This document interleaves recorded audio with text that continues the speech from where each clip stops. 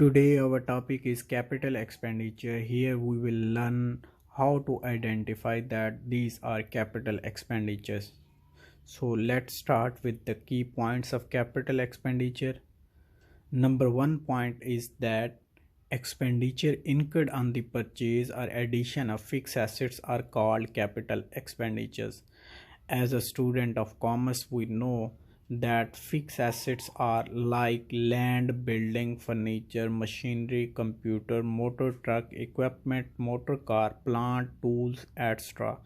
So when we purchase these types of fixed assets, or we add these types of fixed assets like we construct a new building, so it would be a capital expenditure.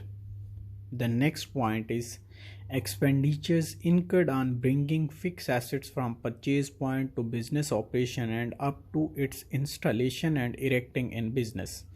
All these expenditures also called are as a capital expenditures. For example, when we purchase a fixed assets from the market, we pay carriage in freight, in transportation, in loading and unloading at the time of purchase. And similarly, while we bring the asset in our factory, we also install, we also erect it in our business premises. So these expenditures are also called our capital expenditures.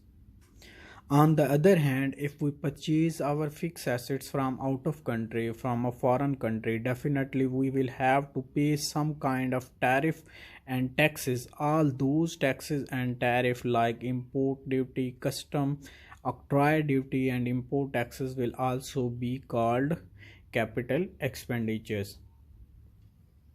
Next point is expenditures incurred on the purchase of intangible assets are called capital expenditures.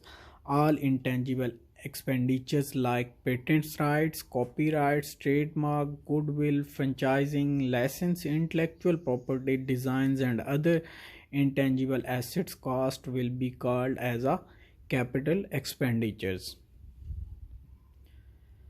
Number 4 point is expenditure incurred on the commencement of business are also called capital expenditure. When we start a new business, expenditure incurred on that time will also be called as a capital expenditure. For example, those are preliminary expenses, legal fee to register our business and others, lawyers fee, etc.